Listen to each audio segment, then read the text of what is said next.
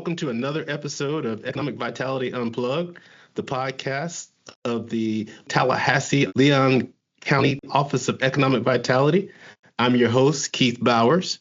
On this podcast, we explore the people, projects, and the ideas that are shaping the economic future of our community. Today, we're discussing a topic that is sometimes overlooked in economic development conversations, but one that has a profound impact on talent attraction, business investment, entrepreneurship, and community identity. We're going to be talking about arts, culture, and placemaking. Joining us today is Betsy Couch, Executive Director of the Knight Creative Communities Institute, or better known as KCCI. Through innovative projects, public art initiatives, and community engagement efforts, KCCI has helped transform spaces throughout Leon County while demonstrating that creativity can be a powerful economic development tool. Betsy, welcome to Economic Vitality Unplugged. Hi, Keith. Thank you so much for having me on today. I'm really looking forward to our discussion. Me too. So let's just jump right into it. Many of our listeners probably have seen KCCI projects throughout the community, but they may not know the full story. So do you mind telling us about KCCI, its mission, and what inspired the organization to focus on creative placemaking as a strategy for community development? Sure. So the short answer of what is KCCI, which is what most people call us instead of the Knight Creative Communities Institute, which is a mouthful. But the short answer is KCCI focuses on helping make Tallahassee be the best version of itself. And we look at kind of how to make us be a little bit cooler. And we do that because we want Tallahassee to grow in the right way. And we know that when communities have strong sense of place and strategic placemaking, those communities fare better economically. And then they also have very strong economic development and economic vitality. And they're able to be these very thriving, strong communities while having their own unique identities, which is ultimately sense of place. And there's two kind of key factors that we always consider. One is economic development. So that's what you think of as growth and new buildings. But then there's also economic vitality, which is just as equally important. And those are cities where people tend to want to stay, where they really want to raise families or they want to come back to. And so economic vitality is the power of your community. So everything from the strength of your public park systems to your transportation systems to your public schools to are there different experiences and arts and cultural opportunities. That's economic vitality. And so the long answer of what KCCI does, we are a nonprofit and we are focused on citizen-driven placemaking projects. And what we do is our projects bring together each year a very diverse group of volunteers that we call Community Catalyst. And what's exciting to see is our past projects, they have had a trackable economic impact of nearly $1 billion. And that's billion with a B, not million with an M. But what we're able to do through our projects is we unite a very diverse group of citizens and also leaders to get behind big ideas and get unified behind those so that within a 1-year time frame, we can work to bring those ideas to fruition and to implement these real projects. And we do those projects every year. It's different, but we're ultimately enhancing our public spaces and we're helping grow our community in the right way. And we do all of this because it comes back to we want to be the best version of Tallahassee so that we can attract and retain the right talent and so that we can be this community that everybody envisions. Well, that's an excellent explanation of what your organization's mission is and its purpose. And we're going to unpack some of the economic impact. So I appreciate that thorough explanation. And one of the things that you mentioned a few times in your statement, placemaking. For those unfamiliar with the term, what exactly is placemaking? So strategic and creative placemaking is basically the intentional use of things like arts and culture and your local flavor to kind of build those all together to strengthen an area or a community. So basically to improve a place. And that can look very different and depending on the part of town that you're in, but also year to year based on what the trends are. I think Blueprint in our community is a great example of a governmental leader that is implementing very well thought out and projects at work that enhance placemaking. And so what Blueprint is doing is taking infrastructure projects, but instead of just building a roadway, they're making sure that that roadway supports a connected community, that it's going to be aesthetically pleasing to a wide variety of audiences, that it has a different usage so that is it not just a road, but does it have sidewalks? Are there bike paths? Does it have flowering medians, based on the area that it's placed in? And then you have groups like KCCI that are a nonprofit and we're privately funded, so we're able to work sometimes a lot faster and quicker, but in a much smaller scale. So that's how we're able to do these strategic placemaking projects, but within a tighter time frame.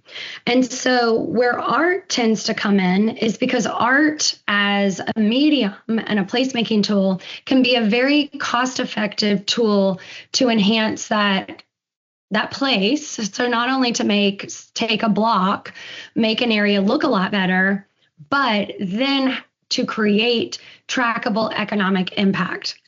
And so ultimately, creative placemaking, it helps communities become and to be more economically competitive and more livable. And I'll give you an example. So a couple years ago, I hope everybody has seen the giant TLH letters. Those were a KCCI project. They're iconic. Yes, they've been featured in Super Bowl ads within a month of having them built. They were one of the top 10 most Instagrammable sites in the city. But that didn't happen accidentally. That was a very strategic, thought out process. So that year, KCCI picked to kind of create an iconic something that we wanted people to rally around on social media to share their positive stories of Tallahassee. But we also were very strategic when we picked the location, because we wanted to go into an area of town that we felt if we could give attention and raise awareness of, that we would see that economic positive impact trickle out. And that's exactly what you have seen with the TLH letters. Not only were they visually appealing and something that drew people to them to want to not only just be by them, but it drew people to them in a way where people took pictures with them and shared it out on social media. But then I think what's even more important, because it ties back to our KCCI mission, is the location where we put them was this bridge between downtown and the south side and FAMU and Cascades Park. So we were very strategic of why we wanted to place them right there. And what has happened since we built them is exactly what we knew would happen, is we've seen growth in that area. We've seen more mixed use development come in. We've seen more small businesses pop up and thrive. That's led to increased jobs. We've seen more people walking in the area. And that was all what could look like very simple placemaking. Oh, it's an art project, these big, giant, artistic TLH letters. But the strategy and the thought behind that is what made them so strategically successful.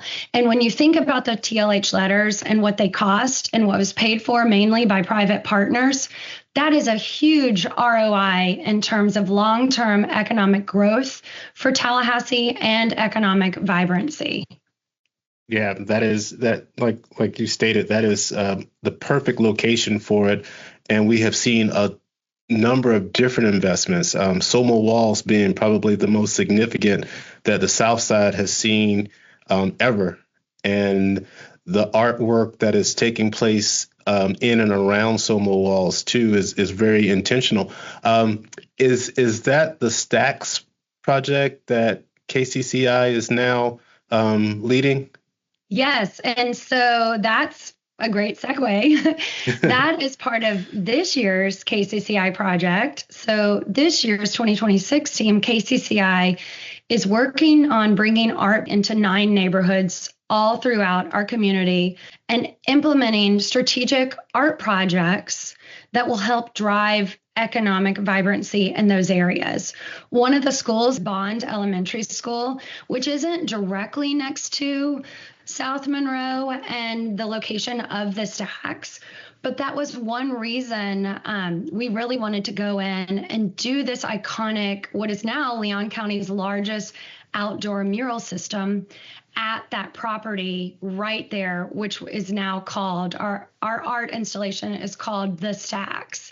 And I would encourage everybody to go out and look at them if they haven't, because it is a block-long mural system that not only complements what private landowners were doing right around it, but it builds upon that. And so now what we're already seeing from the artists that have been painting these is they're so giant. They have been drawing people in. Well, what happens is when people are drawn into that area, especially while our artists were painting them, they're coming out, they're talking to the artist. People were then going out and walking in the South Side area to go see some other artworks that those artists have done. They were also going and buying coffee at the coffee shop or going to have lunch or drinks at the Monroe restaurant. And then they're walking up, oh, I didn't realize, Cascades Park was so close, or the TLH letters were so close. So they were then going and walking up to see the TLH letters and then coming back and actually telling our artist about it. So we've been living in the last couple of months that, directly impact that what sounds small, or people might say that's a waste of money. Why are you investing in murals? But it's a huge economic impact for the area. And we were able to not only take in that project a private investment from private businesses who wanted to see this happen, but then we were also able to leverage some public Southside CRA dollars. And if people aren't aware of CRAs, the way CRAs work is only those businesses kind of in those CRA districts, which are really kind of small little neighborhoods, they kind of fund their own CRA pockets of money. And then neighborhood plans kind of draw how those CRA funds can be spent. Well, in our downtown CRA and also our Southside and Frenchtown CRA, something that comes up over and over in a lot of different neighborhood plans is people want to see murals. And the beauty of murals is they are a very cost-effective way to create an instant economic impact. And then what happens is there's kind of this short-term instant economic impact that benefits those businesses right near those murals, but then that trickles out and provides additional growth and additional vibrancy in those areas. And it's been a lot of fun with the stacks kind of getting to live that in the last couple of months, because what we're able to do is say, okay, we're taking private investment and even private in-kind from our volunteers. And then with this project, we were able to match it with a little bit of public dollars. And then now we're able to see it like instantly start impacting those in that neighborhood. Yeah. And for our listeners, CRA is the community revitalization areas. And there are certain areas within Tallahassee-Leon County that have been designated as such. And Betsy, you bring up a great point. I mean, our whole conversation today is about the intersection of art, placemaking, and economic development. How has that conversation evolved over the years? And are more businesses and civic leaders beginning to see that connection? Slowly and surely, definitely over the years, KCCI has been doing this since 2007. I've been working with KCCI since 2011.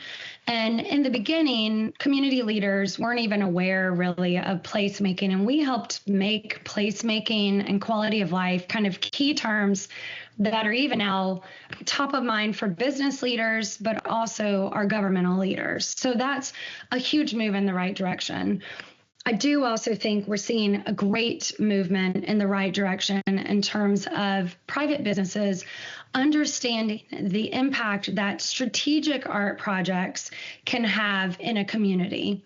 And so when you look at the economic impact of, say, Lemoyne's Chaina Park Art Festival, or you look at the economic impact of some of KCCI's past projects like the TLH letters, or now with what we're doing with the stacks, that is a huge economic impact that can be derived basically from a really kind of small economic investment.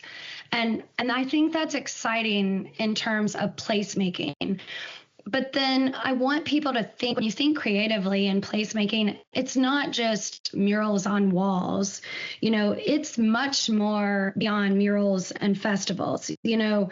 Community development and economic outcomes, there are ways to get those through other tools as well. And that could be everything from, things like the amphitheater in Cascades Park, which KCCI, one of our teams, we pushed for that. But then it can also be a lot of different kind of placemaking tools. I mean, sometimes, and this is where I think Blueprint's so good at it, we've seen it in Cascades Park, even how you think through the creation of landscaping in a public space, how plants that are planted and how landscaping can improve safety, but then also can be more aesthetically pleasing. And even you look at KCCI's project we just did with Bicentennial Square, and then the new City Hall lighting we recommended that's up now.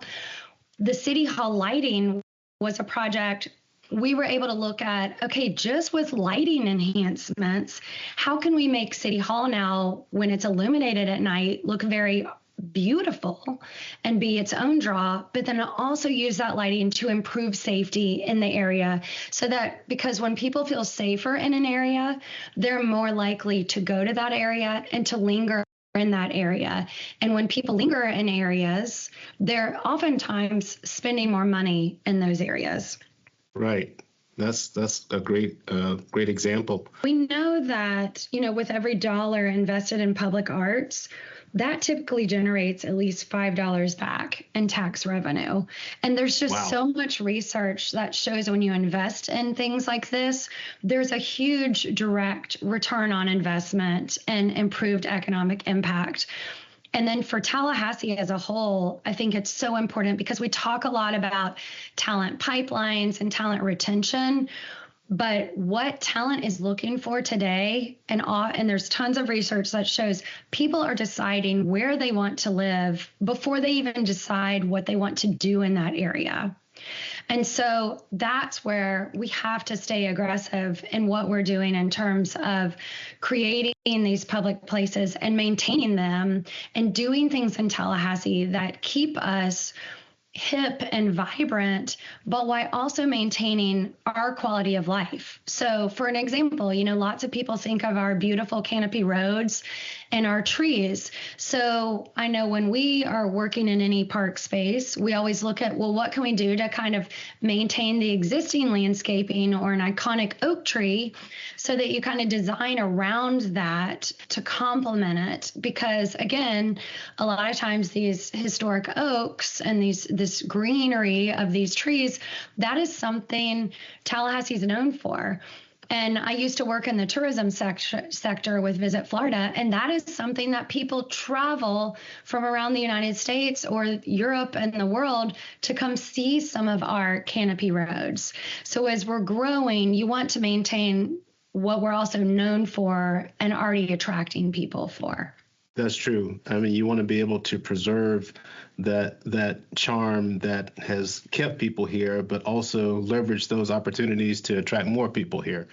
So let's switch gears just a little bit. You mentioned earlier about the Community Catalyst program. That's one of your signature initiatives. Tell us about the program and why empowering local residents is so important to creating lasting change. Our Community Catalyst are, I would say, one of the things I'm most proud of that KCCI is doing, because anyone can apply to be a Community Catalyst.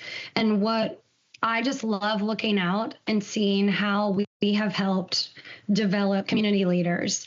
And ultimately, what I love about Catalyst is they are all individuals who are willing to come together. They want to listen to different viewpoints, and they are willing to roll up their sleeves and do something to create positive change for Tallahassee. And all of our catalysts are very different, but one thing they always have in common is their love and passion for Tallahassee. And you can tell our catalysts are just typically so proud of Tallahassee, but they also have this desire to really do whatever it takes to make Tallahassee and Leon County be a regional and United States leader in many different ways. And the way our Catalyst program works is once someone applies to be a community catalyst, and that application opens up typically each September. And once they're selected, is we bring those leaders together and then we train them all. We spend a couple of days training those community catalysts on everything from placemaking and economic development to positive trends we're seeing in Tallahassee and in this region, to also challenges and opportunities. And then we bring in typically more than 30 different thought leaders from all kinds of places around Tallahassee to kind of meet them, to start discussing with them the project and talk to them how you successfully lead collaborative projects. And I love watching the light bulbs go off each year with our catalysts because, we do try to bring a very diverse group of people together. And, sometimes you have people that have been so involved in Tallahassee, but then you get in there and you realize, wow, they didn't even realize that we had a different city government and a different county government, and so yeah. I'm kind of educating them all on even the basics of this is how our local community is set up. And I learn something every year as well. But what I love seeing is you leave each year where not only have we typically created tangible places or tangible projects that have long-term sustainability, but you see the catalysts come together, and some have even gone on to be in weddings, but many of them leave our program, which is just 1 year long, and then they're out in the community working together and collaborating more with even more people. And so it's also this snowball effect of so many people that have already been community catalyst and how they're out doing all these other great things in our community that's really changing the trajectory of our town in a positive way. And so I think our community catalysts really are one of our KCCI major success points, is because strong communities need strong leadership. And so when we invest in our own residents and we invest in training people to be the best type of leader there is to be, that positively contributes to our economic development and our economic vitality and our long-term success of our community. Yeah, I couldn't agree more. And it also helps people listen. That's one thing I think we do very well, is all of our projects start with community engagement. And depending on the project, that looks very different each year. But we have become masters in listening and hearing those top themes that bubble up out of that. Now, does that mean we do exactly what each person wants us to do? No.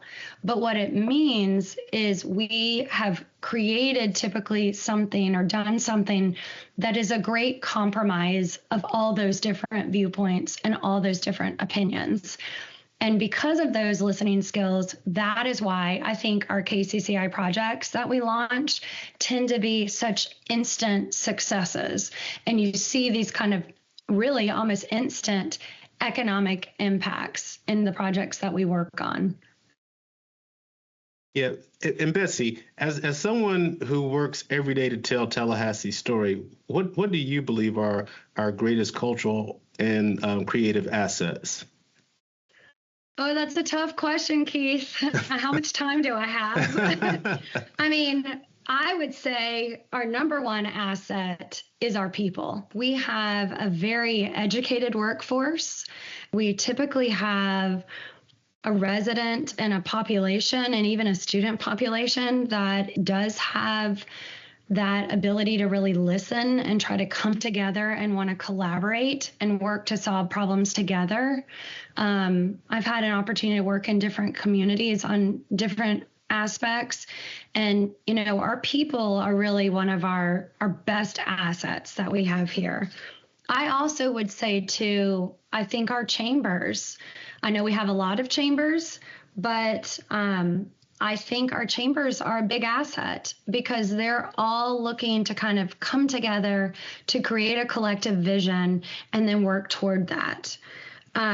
And really, that's kind of my vision for Tallahassee and Leon County, is that we are nationally and internationally recognized as a community where innovation, creativity, and economic opportunity and economic uplift are able to all work hand in hand and thrive. And I think what we're all doing together, I know I know what we are all doing is working. When KCCI started in 2007, we talked a lot about talent attraction and talent retention. And since we have started, Tallahassee and Leon County are now the youngest county in the state of Florida. And that's according to the latest census data. So we're all working together collectively, because what I think of with KCCI is we are one piece of the big puzzle of success that is working to make this community be the best version of itself. And I think even community discussions, our community sometimes tends to not want to change, or change tends to scare people. Even when we did the TLH letters, you would be shocked at the negativity I got about them, or some of our catalysts got about them. It's like, look, we're just looking at a piece of art in a very strategic way. But it's because a lot of times people maybe didn't understand it, or they were a little scared to see that amount of money invested in something like that. But then as soon as those things are built or created, everyone's like, and then even people that maybe didn't sponsor it or weren't supportive, all of a sudden they're the ones out there like touting the successes of it the most. But I think there's a lot of opportunity for Tallahassee.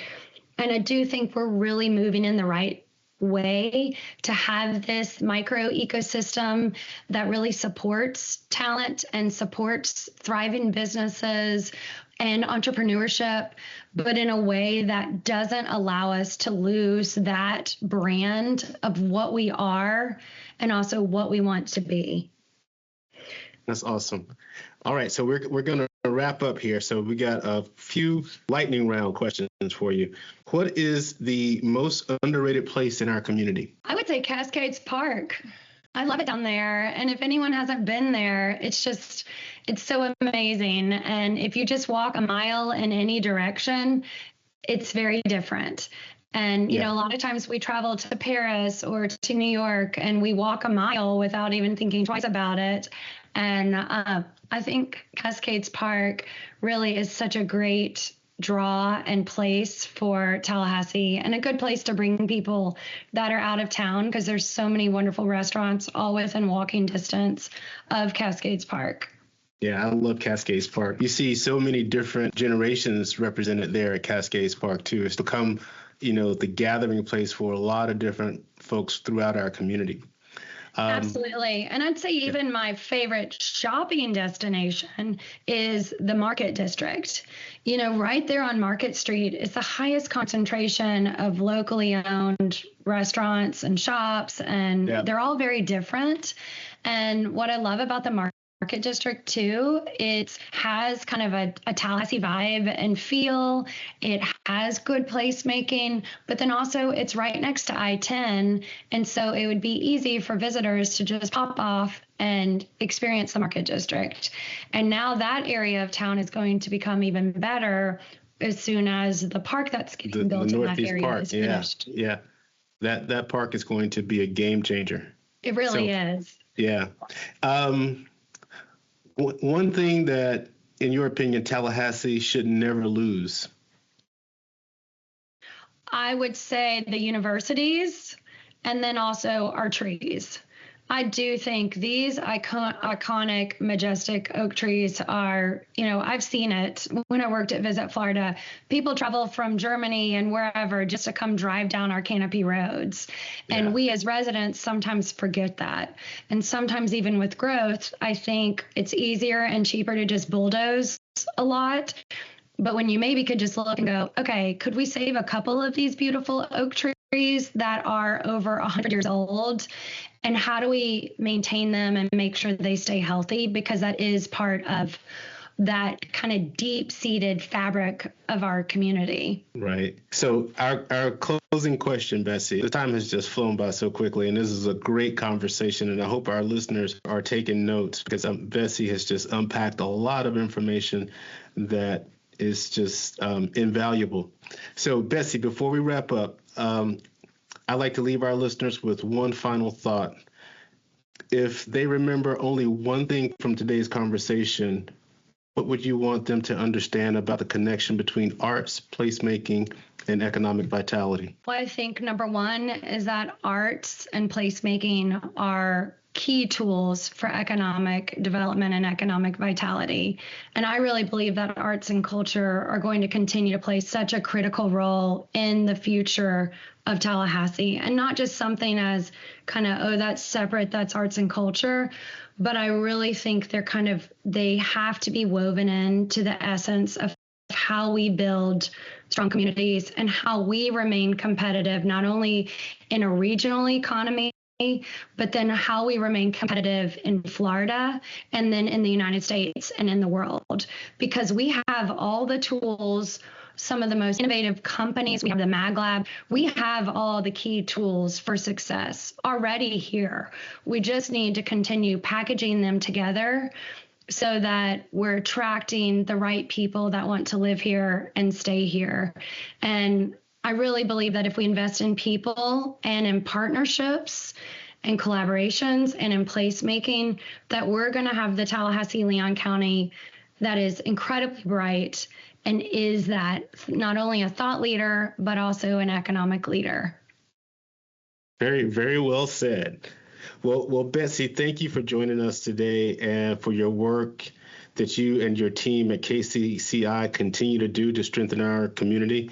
And thank you to our listeners for tuning in to another episode of Economic Vitality Unplugged. If you enjoyed today's conversation, be sure to subscribe, share the podcast, and follow the Tallahassee-Leon County Office of Economic Vitality for more conversations about the people, the projects, and the opportunities that are driving our community. Until next time, I'm Keith Bowers, and this has been Economic Vitality Unplugged. Take care, everyone.